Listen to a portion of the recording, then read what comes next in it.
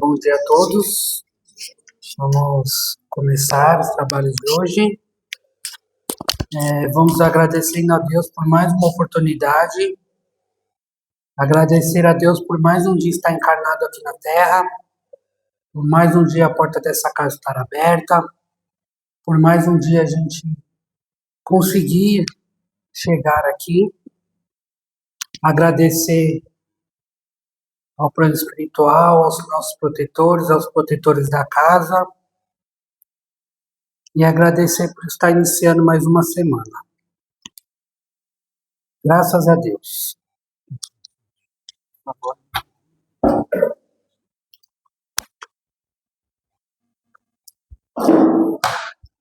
Boa tarde, bom dia a todos. Eu estou no ritmo de ontem. Ontem eu fiz uma palestra no Bezerra à tarde, eu estou boa tarde. Tudo bem com vocês? Legal. Hoje nós vamos falar um pouco dessa frase muito emblemática de Jesus, né? Pelo contexto que ela foi dita e pelo que de fato ela representa em termos de valor, né? O que ele quis realmente dizer sobre isso. Quando a gente olha para o Evangelho, eu nem gosto de usar a palavra Evangelho, sabe? Porque está tão desgastada. Porque as pessoas olham para o Evangelho só no sentido religioso, sabe? Assim, ligado a um Deus, sei lá, algo muito mais passivo, muito mais estático do que dinâmico. Então, a pessoa só basta ela ler o Evangelho que está tudo certo, deu para entender? Só que ali não é assim que funciona. O Evangelho, na verdade, para nós, como eu já disse anteriormente em uma outra oportunidade, ele é leis morais. Não é o Evangelho da vida comum do Cristo. O que nos importa se Jesus era negro, se era loiro, se era ruivo, se o cabelo era amendoado, se era cacheado ou se era liso, se nasceu em Belém, se nasceu em Jerusalém, se a mãe era virgem, se não era virgem, se ele é governador planetário, se ele não é, entende? O que nos importa é discutir os milagres de Jesus, se realmente era cego, se não era, se o cego voltou, não voltou, entende? O que nos adianta é ficar discutindo sobre dogma de igreja. Então, o Evangelho, o que nos importa de verdade para aqueles que realmente querem sair desse mundo de dor, é a parte moral. É isso que trata o Espiritismo dentro do Evangelho segundo o Espiritismo. É somente a parte moral. E a coluna dorsal do Evangelho da parte moral é as bem-aventuranças que está no Evangelho segundo o Espiritismo. É só isso que nos interessa. E essa parte moral que o Cristo nos deixa é uma lei moral do universo. Não importa aonde mundo você viva ou você viverá futuramente.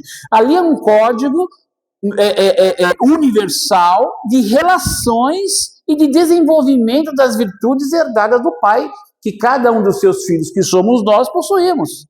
Se queremos ir para algum lugar, nós temos que prestar atenção nisso e desenvolver o que está ali. Quando ele fala, bem-aventurados os aflitos, entender por que sofremos. Bem-aventurados os pobres pelo Espírito, desenvolver humildade. Bem-aventurados os mansos e brandos e pacíficos, desenvolver a paz. Bem-aventurados os puros de coração, olhar para o coração, tentar desenvolvê-lo. Bem-aventurados os misericordiosos, aqueles que promovem a vida. Bem-aventurados que têm fome de justiça. O homem justo é o homem que deseja ao seu semelhante aquilo que deseja para si. Esse é a linha, não é outra coisa que nos importa de verdade. Nós, espíritas, ser melhor amanhã do que nós fomos hoje. Então não é para ficar, literalmente, esse evangelho exercido que vai nos fazer diferença dentro da economia de nossa evolução e as nossas vidas depois dessa existência física densa. Como que ficaremos além do túmulo? Se a gente seguir essa linha, nós não vamos ter medo de morrer.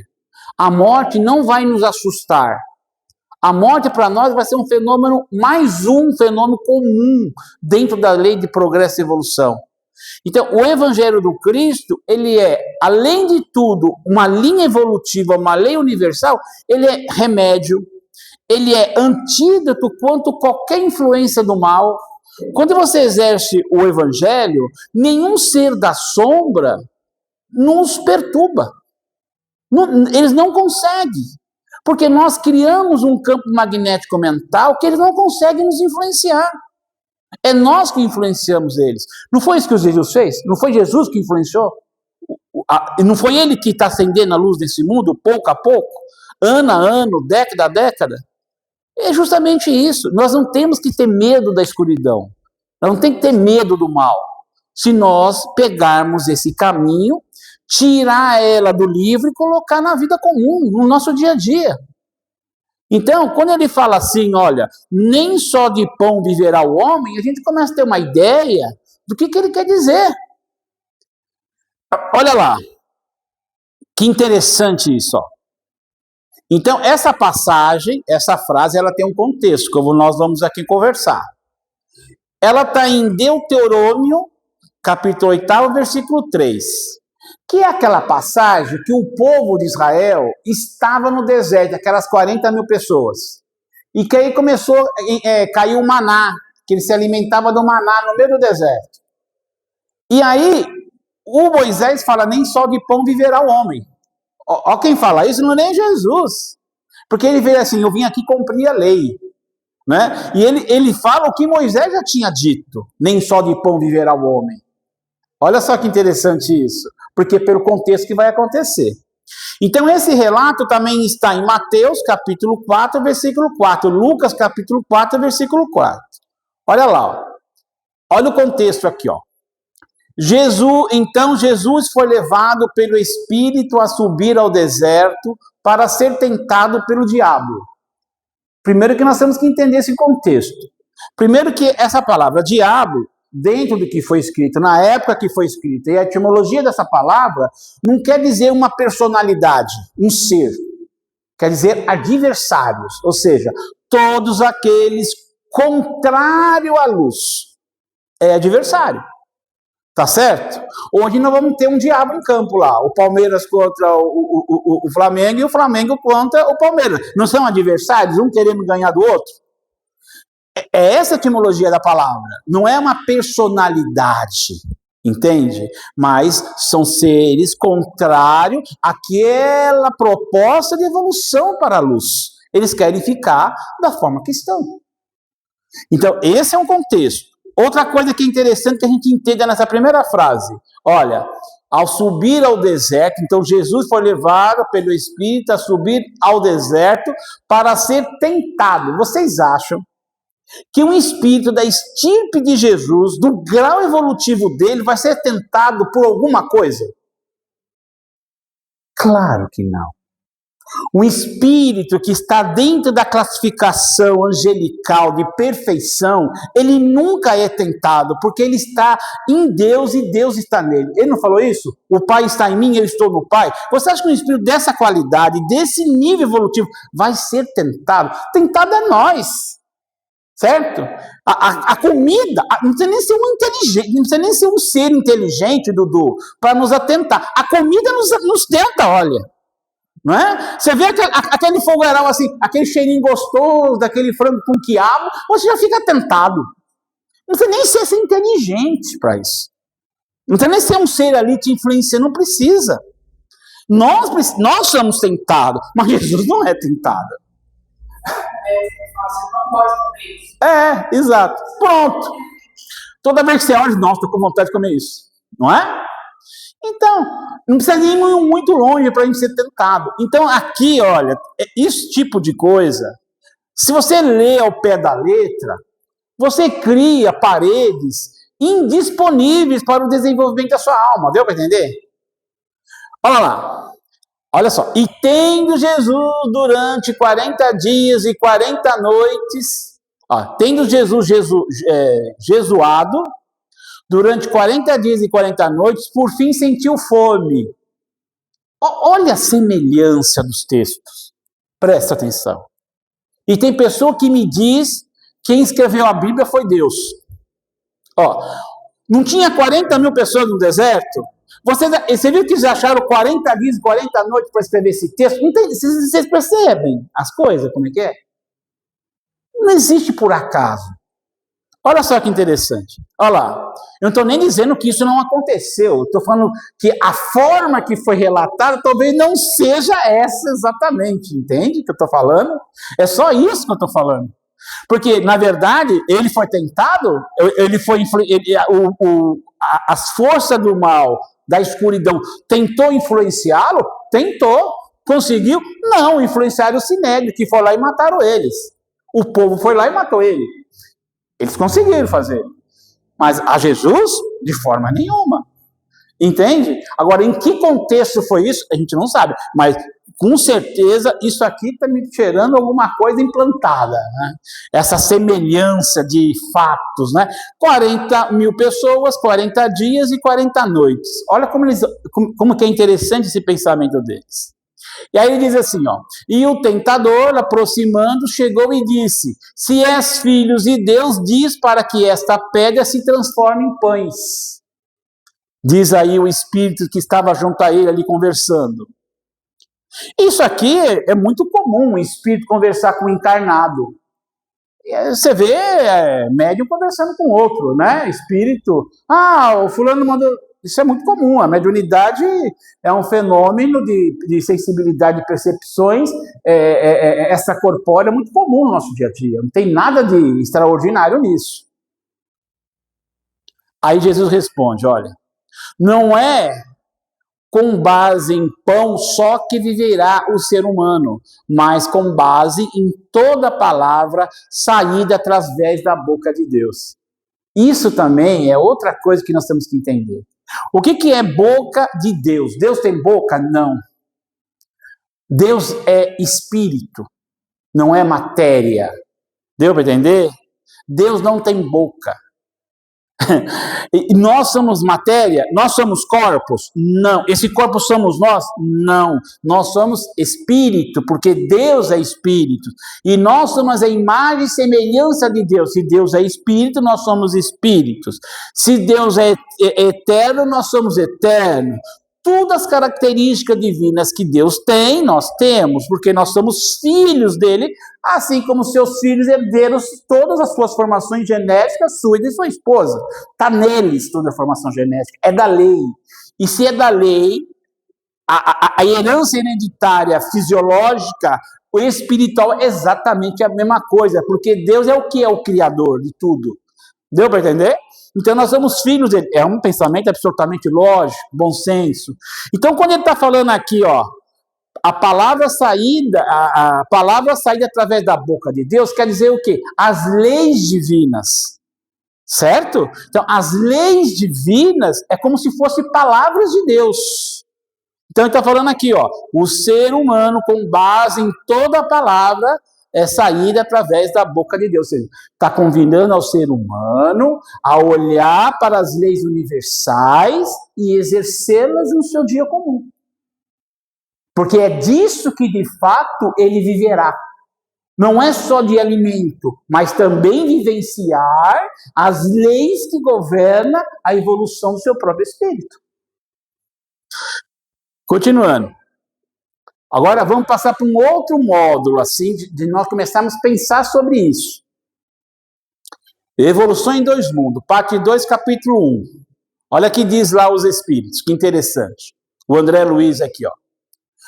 A alimentação psíquica, por intermédio das projeções magnéticas trocadas entre relações, é muito mais importante que o nutricionista do mundo possa imaginar.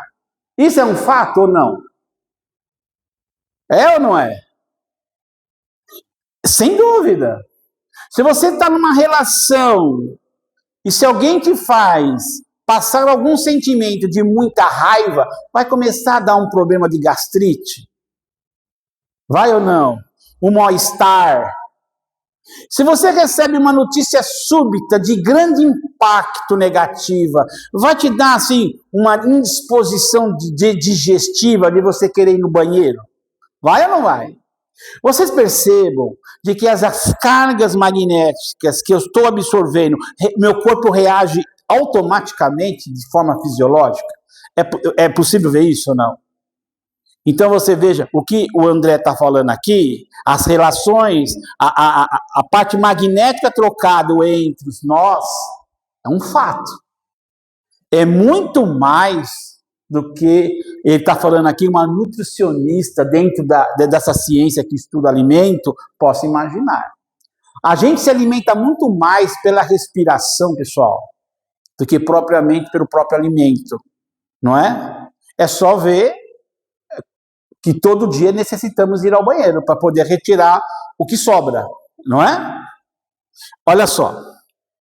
A necessidade de amar e receber amor para que ele mantenha um equilíbrio geral, ou seja, como que eu vou manter o equilíbrio espiritual em termos de energia? O amor. O amor é um alimento essencial de todos os filhos de Deus. Mas, como eu digo, já falei para vocês, amor não é um contexto de um sentimento. O amor é, como já falei, é um conjunto de sentimentos. Então, uma pessoa que é branda e pacífica, uma pessoa que é humilde, uma pessoa que tem uma pureza no coração, uma pessoa que tudo que olha vê algo positivo, não é negativo. Isso quer dizer pureza de coração. Uma pessoa misericordiosa, uma pessoa caridosa, fraterna, promove a vida. Então, é esse alimento, conjunto disso é o amor. Então, isso é que dá equilíbrio quem? Ao espírito. Isto aqui, para o corpo físico, é essencial. Mas as vibrações, o que se sente, é essencial também. Deu para entender? Nós temos que começar a prestar atenção e utilizar a nossa inteligência para começar a prestar atenção no que sente e mudar o que sente, através de vários tipos de métodos diferentes. É uma leitura pelo conhecimento, é o exercício na vida comum de tentar ser melhor todos os dias, e etc, etc. Nós temos vários meios para poder começar a mudar o que sente. Esse é um processo de alimentar o espírito. Por isso que Jesus diz, nem só de pão viverá o homem, porque a sua essência não é matéria, é espírito. Olha só. Essas imagens, eu vou mostrar algumas imagens para vocês aqui, ó. Aqui é uma delas, né? Como o corpo responde às emoções, ó. Essas imagens representam... essa imagem é uma representação, apenas uma representação visual de como as pessoas experienciam diferentes emoções no corpo. Ela é baseada em um estudo científico conduzido por um canadense de nome Lowry. Ele e seus colegas utilizaram mais de 700 pessoas que mapearam aonde exatamente sentiam cada emoção. O mais interessante é que os padrões encontrados foram consistentes entre diferentes culturas, diferentes idiomas, meios sociais onde vivem, até a forma distinta de desencadear essas mesmas emoções. Certo? Não é interessante? Ó, você pode ser holandês, sueco, dinamarquês, islandês, britânico, você pode ser um haitiano, você pode ser um moçambicano, você pode ser de Gana, você pode ser brasileiro. Quando você tem uma cólica renal, a dor é a mesma para todo mundo. Concorda? Não muda. Entende?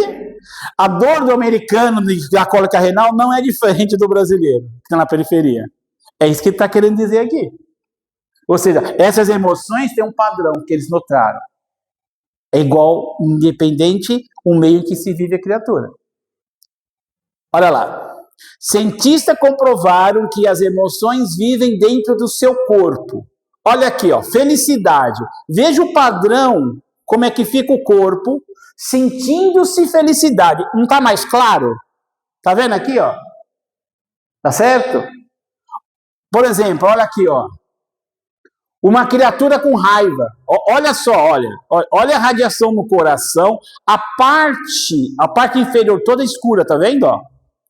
Uma pessoa ansiosa, ó, um azul mais escuro aqui nos membros superiores, uma radiação no coração, não é? Membros, ó, todos os membros aqui, ó, gente, tudo escuro, ó.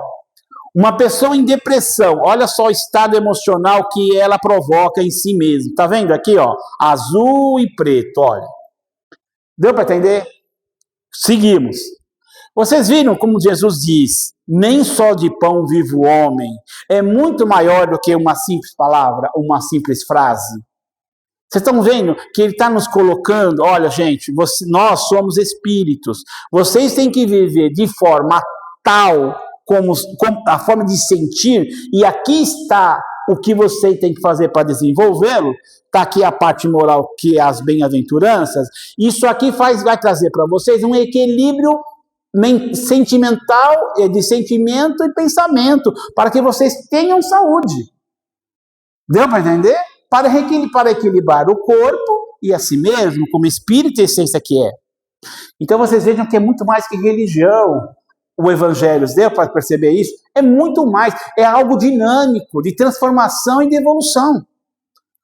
As áreas vermelhas e amarelas indicam um aumento de ativação no corpo, com um pulso de energia, sentindo raiva e alegria. Então, as partes que são vermelha e amarela é um aumento da ativação no corpo. É pulso de energia, raiva ou alegria. As áreas azuis e pretas mostram uma diminuição da atividade. Então, essa parte escura é uma diminuição da atividade. Certo? Se uma água fica parada, o que acontece com ela? Não contamina rapidamente? Ela não tem que estar circulando? Então, se a gente começar a sentir esse padrão aqui, por exemplo, depressão, aqui, ó, depressão, não é depressão, não, é desprezo, por exemplo, ó, desprezo aqui, ó. A parte energética fica travada, deu para entender? Cria doença ou não? Não está circulando energia, ela está travada, entendeu? Diminuiu, você fica diminuindo o seu fluxo energético, trava, você adoece, entendeu?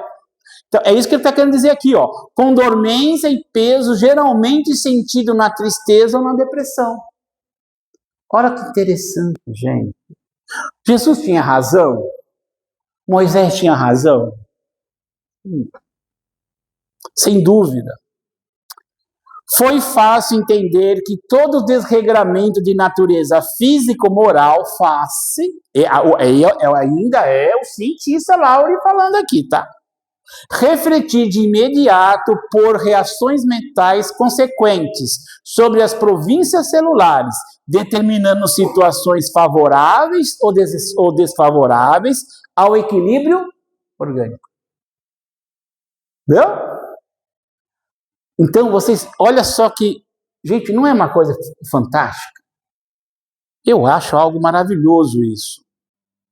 Agora, André Luiz, falando a mesma coisa de forma diferente. Uma obra que tem mais de 30 anos, né, 40 anos, olha lá. Mente e psicossoma, tá lá no livro Evolução em Dois Mundos. Compreende-se o envoltório psicossomático, ou seja, mental e físico, junto, né? Por templo da alma, estruturado em bilhões de células. Concorda? Todos estão assim aqui? O seu pensamento, que é um circuito mental continuado, por isso que nós estamos aqui e somos inteligentes, criamos a razão. Então, quando a gente desenvolve a razão, o que nós vamos fazer? O circuito, ou seja, o pensamento, ele torna-se um circuito fechado. Ele fecha o circuito, que nós chamamos de pensamento contínuo, certo? E é por isso que a gente consegue ficar no mundo espiritual por determinado tempo. Um animal, ele não tem pensamento contínuo, ele não tem razão. Ele chega lá e reencarna em seguida. Porque não tem como ele se manter lá muito tempo. A não ser que alguém se mantém por ele. Deu para entender? Mas geralmente eles desencarnam e reencarnam, rápido isso. Entende? Nós não, nós conseguimos ficar mais tempo pelo pensamento contínuo, circuito fechado que estrutura todo o mundo fisiológico, seja encarnado, seja desencarnado. Deu para entender o que eu estou falando? Deu para entender? Então, olha o que está falando aqui. Ó. Então, compreendente seu envoltório psicossomático por tempo da alma estruturado em bilhões de células. Então, é importante aquilo que Laure nos mostrou? É importante que Jesus nos falou, não é só de pão que vive o homem? Muito importante. Porque não importa você estar encarnado ou desencarnado. Deu para entender? Você tem que aprender a se alimentar o seu espírito dentro dos padrões morais vigentes no universo, senão se adoece. Tem gente além do túmulo doente ou não tem? Entende? Porque mantém a tristeza e a raiva. Assim como manteram a tristeza e a raiva aqui. Entende? Então veja só que interessante que o caixão não equaliza os nossos problemas existenciais. Não soluciona os nossos problemas. Quem soluciona nossos problemas é a nossa ação, a nossa vontade de mudar. E não importa a hora e o momento que seja encarnado ou desencarnado. Deu para entender? Ó. As províncias celulares sofrem impacto constante de radiações mentais. Não importa se está encarnado ou não. Alheios a absorverem os princípios de ação-reação pelos quais os processos de saúde da enfermidade, da harmonia e a desarmonia são associados conforme a direção que lhe imprime o quê? A vontade. É a vontade que vai determinar a sua mudança. Não é rezando, é você fazendo, amigo. Entende? É você mudar, olhar para dentro de si, assim, eu não quero mais sentir raiva, que isso me traz doença, me traz problema. Eu tenho que mudar isso. E utilizar, hoje nós temos muitas formas diferentes para a gente poder olhar para isso e transformar. Temos psicólogos, a doutrina espírita é um campo fértil de como a gente pode fazer isso. O que nós temos de obras que nos traz formas pedagógicas de transformação disso é uma coisa absurda. Absurda. Olha, vocês podem começar pela MC do Fô, lá do Vanderlei, Reforma Íntima Sem Martírio, Escutando os Sentimentos. Lê essas obras, olha para dentro de si. Né? O que é um sentimento de raiva? Como que eu posso transformá-lo em positivo? Como que eu posso utilizar ele a meu favor, não contra mim? É um sentimento matriz, de instinto. Como que eu posso utilizá-lo? O que é despeito? O que é ressentimento? Lê as obras, está aí, olha, gente, tem PDF, vocês baixam de graça. Não está conseguindo? Procura um terapeuta. É ótimo terapeuta na vida. Tem de graça, se vocês quiserem, tem de graça, vocês podem achar de graça terapeuta. Então, não temos, não dá, não tem, se você não tem tempo para você ser melhor, quem vai arrumar tempo para você mesmo? Não é? O materialismo. O materialista, ele só vive do quê? De pão. Ele desconsidera o espírito? Desconsidera. Certo? O materialista não é somente aquele que detém os recursos amoedados e que os usa só para si. O conceito é muito mais amplo. Todas as pessoas que possuem algum tipo de apego são materialistas. Temos que rever nossos conceitos. Não é? A minha filha, o meu filho, a minha esposa, o meu marido, o minha isso, o minha aquilo. Gente, as relações além de túmulos mudam. Aliás, mudam aqui mesmo. Não é? Se eu desencarnar, daqui 30 anos, eu duvido qual é da minha família que ficou que vai lembrar de mim. Duvido. Entende? Aquela lembrança pálida. Um dia de aniversário, hoje o meu tio, hoje o meu avô está fazendo aniversário e aniversário. Ninguém manda uma prece.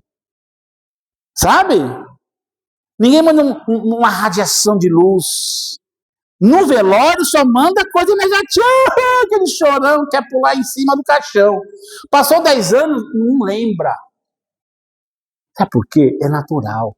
É o dia a dia, a tribulação. Às vezes, você, meu irmão, você mora aqui, eu moro lá em São Bernardo do Campo. Às vezes a gente fica anos sem conversar, porque você está atribulado, eu estou atribulado. Não é assim?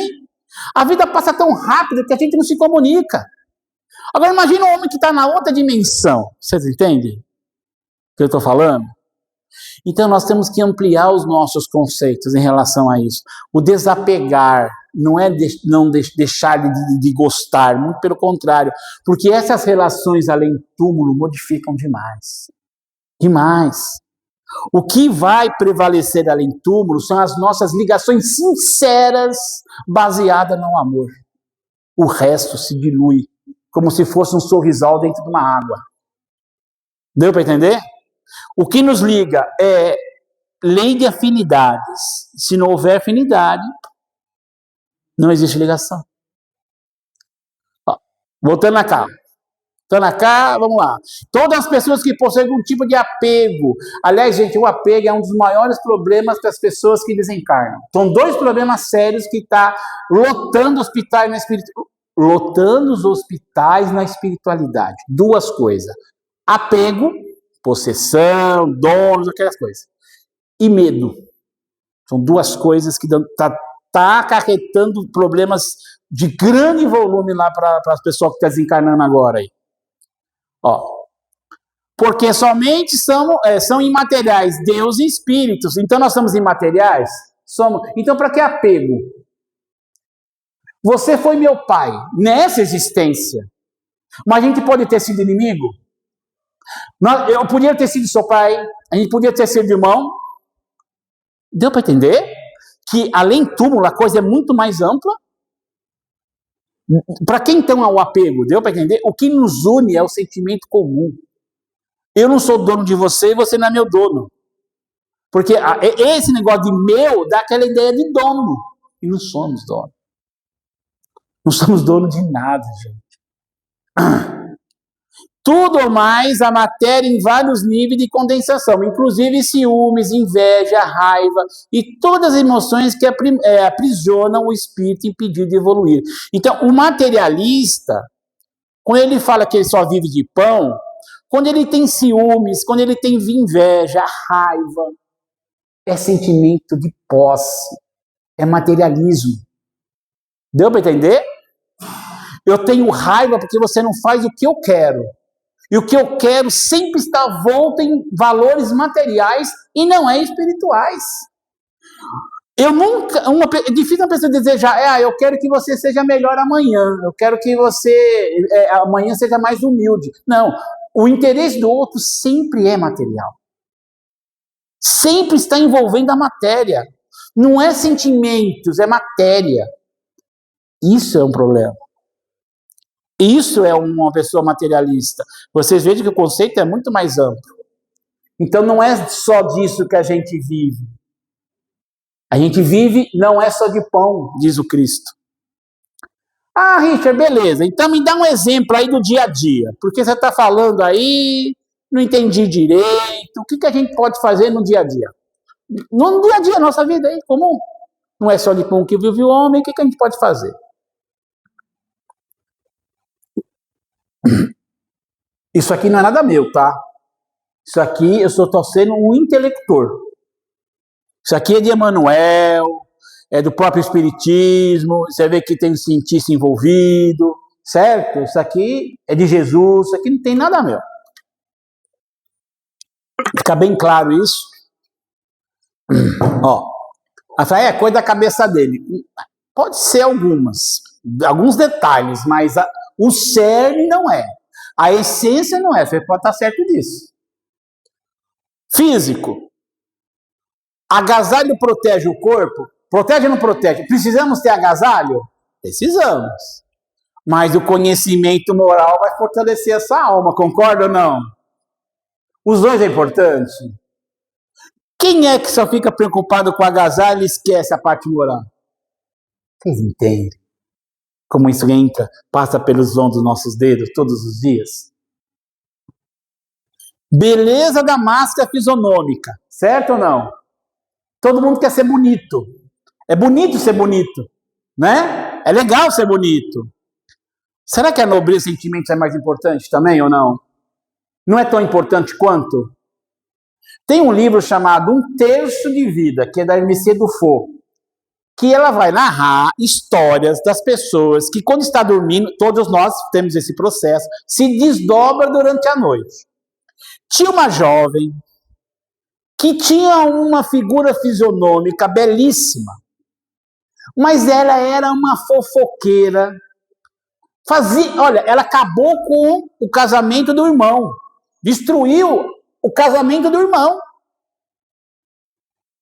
Quando ela desdobrava, narrado no livro, vocês compram um terço, leiam. A menina, quando saía do corpo, a língua dela vinha no umbigo. A expressão fisionômica dela era horripilante. Por quê? Porque o que ela sente transforma o corpo perispiritual. Porque o corpo perispiritual é uma autêntica figura do que você sente e do que você pensa. Deu para entender?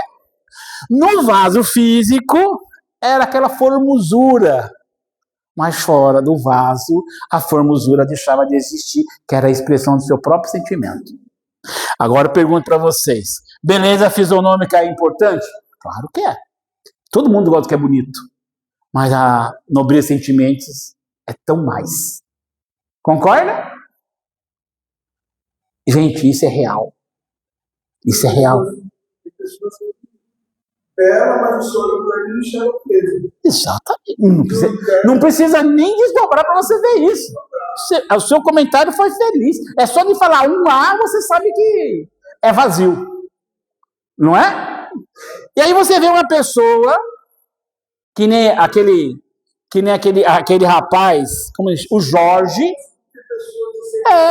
Que são bonitas, que Exatamente, que nem a figura do Jorge, lá de Uberaba, que chegava perto do Chico, os dentes todos podres, que ninguém conseguia entender como o Chico conseguia aturar aquele cara, que era morador de rua. Ele falava cara a cara com o Chico assim, as pessoas não conseguiam chegar perto dele, ele entrava dentro do cara. Todo mundo fazia uma coisa para ele passar, porque o cheiro era insuportável.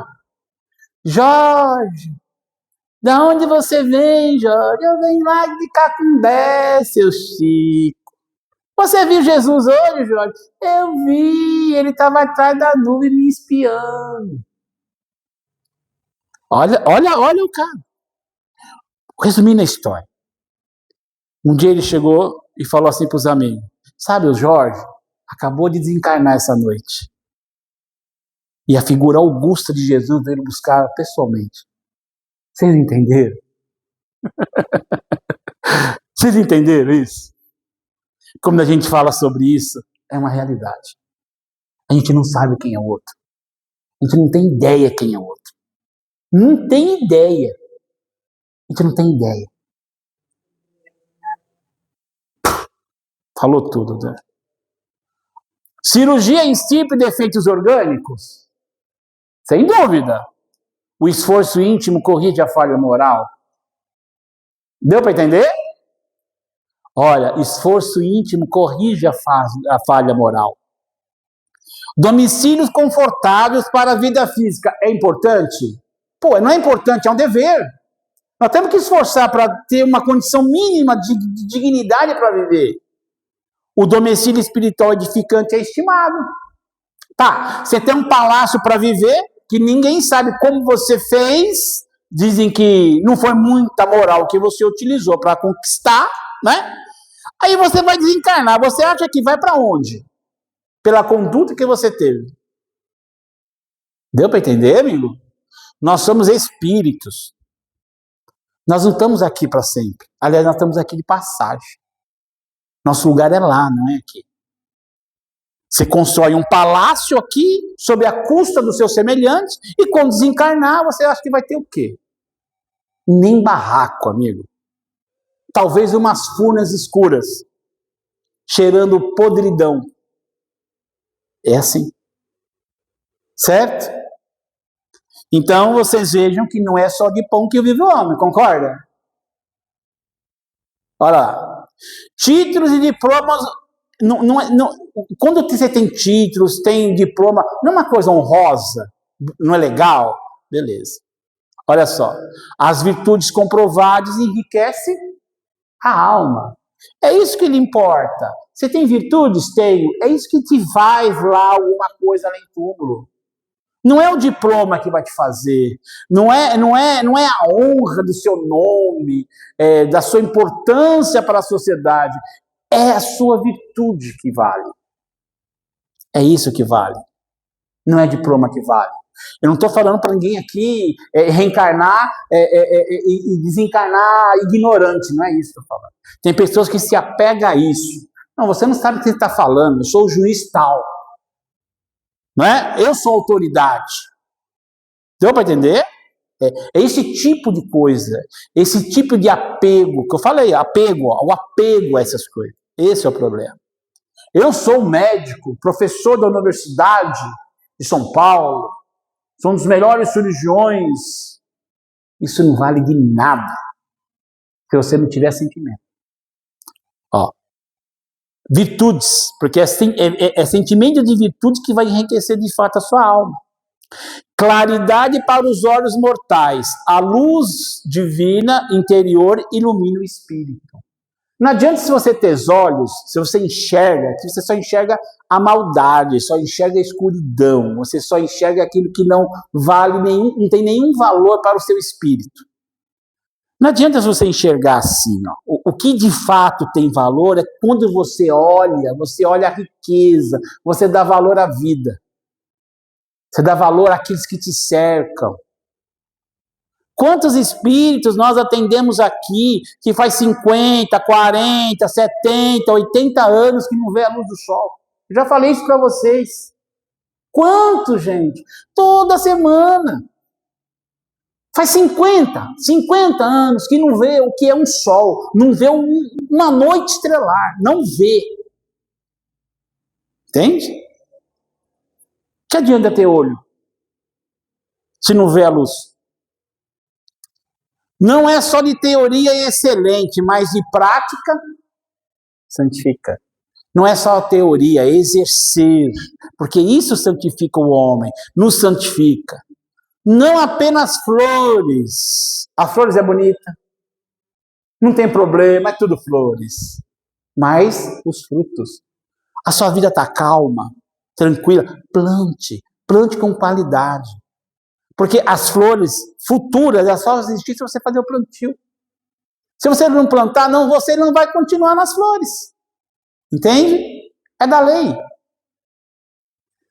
Não apenas nós, mas igualmente os outros. Nós, não. Os outros têm tanto valor quanto nós temos.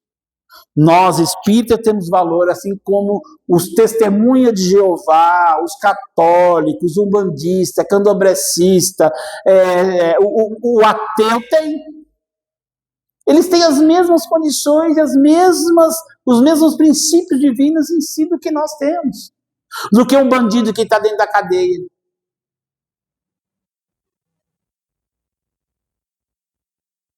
Interessante, conversando com o espírito, ele falou assim: quando eu comecei nesse mundo, eu era o que vocês chamam de hoje de estelionatário. Eu utilizava a minha inteligência para roubar. As autoridades públicas me pegaram. Mas eu não era um criminoso, eu não era um assassino. Eu só utilizava a minha mente para favorecer a mim mesmo. Fui preso. Fui colocado dentro de um presídio. Na primeira semana, eles queriam me violentar sexualmente. E aí, os companheiros de cela me falaram: se você não agir, você vai estar morto em menos de um mês. E vão fazer de você o que eles quiserem. Aí ele pegou, através de uma madeira, construiu como se fosse uma faca. E a pessoa que estava o ameaçando, ele foi lá e matou a pessoa dentro do presídio. Qual foi a sentença? Ele pegou 5 anos de cadeia, ele pegou mais 15, porque matou o outro dentro da cadeia. 20 anos. Aí ele falou assim: você acha que aqui, onde eu estou hoje, é diferente? Continua igual. Eu tenho que me defender para poder viver. Ser violento tal como. Deu para entender? O que nós estamos falando aqui? Isso é sério, gente. A gente não tem ideia o que é viver no mal. Olha lá, nós temos. E se nós estamos encarnados com a oportunidade de sair da escuridão da qual nós viemos, por que a gente não agarra isso com unhas e dentes? Com toda a vontade, com toda a fé, com toda a pujança de nosso espírito, para alcançarmos, pelo menos, um hospital decente quando nós deixarmos a matéria. Por quê? Porque continuamos abraçados com a escuridão que acabamos de sair antes de encarnar. Entende? Acabamos de sair quando encarnar. E depois de décadas foi socorrido pelos os preto velho que aqui trabalham. Está cansado. Esmorecido. Pedindo para Deus de qualquer jeito tirar ele. Entendeu? Isso é realidade além túmulo. Vocês vejam que matar um bandido não resolve a economia da maldade do mundo. Vocês entenderam? Não resolve. O que resolve o mundo é transformar-se em luz. É colocar as leis divinas que Jesus nos ensinou em nossa alma. É se alimentar da luz e não da escuridão, e não só do pão. É isso que vai fazermos pessoas diferentes. E ser de fato dignos de herdar esse mundo futuramente. É só assim. Não é de outra forma.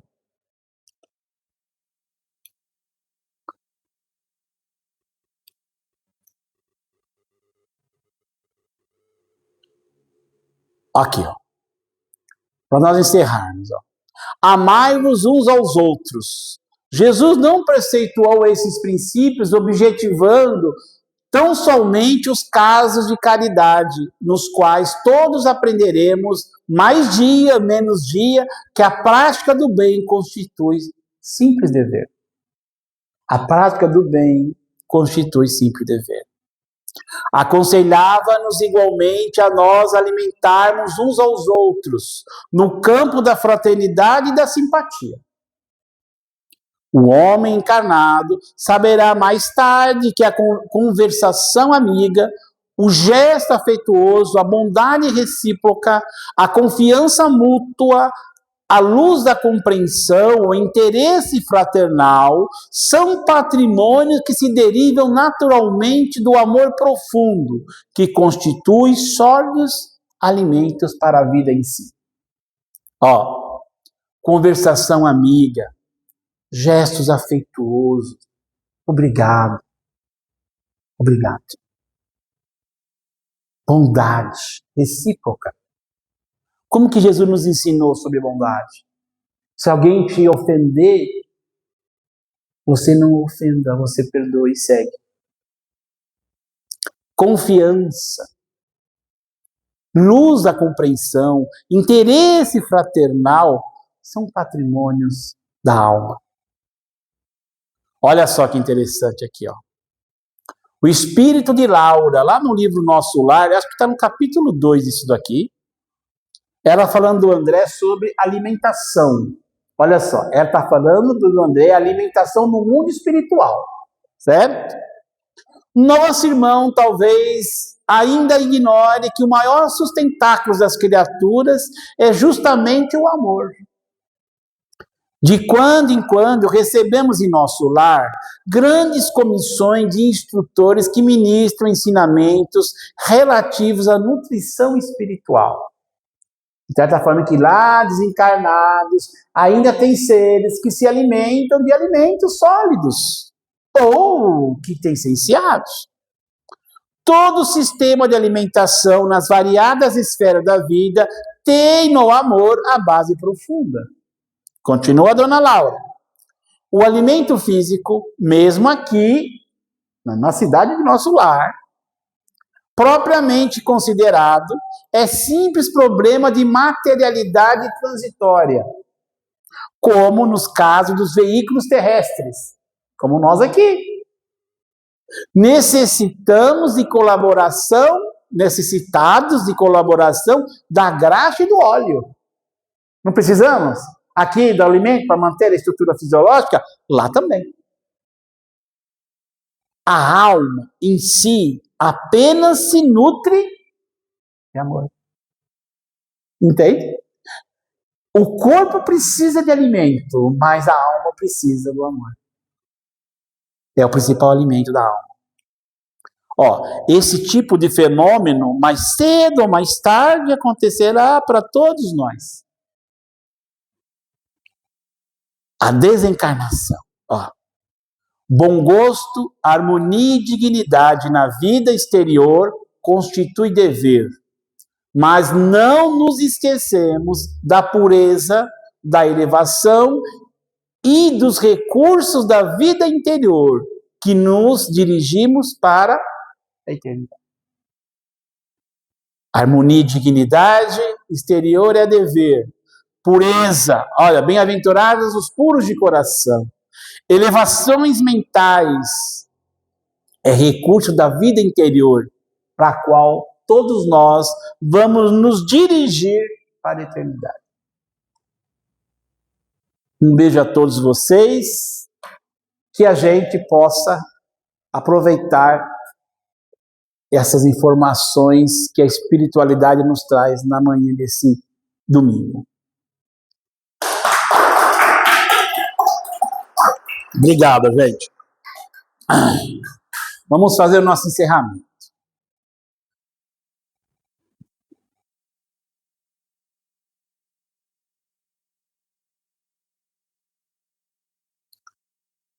Sabemos, Senhor, amigos espirituais presentes que nos ampara para que essas portas estejam abertas. Sabemos, Senhor, que somos em números reduzidos, cá encarnados, mas que os números desencarnados são enormes. Porque toda vez que se fala da sua luz e do seu amor e dos seus sentimentos, acá estará. E na certeza, Mestre, que está conosco na manhã desse lindo domingo, pedimos a Ti que irradia-nos em sua luz e em seu amor.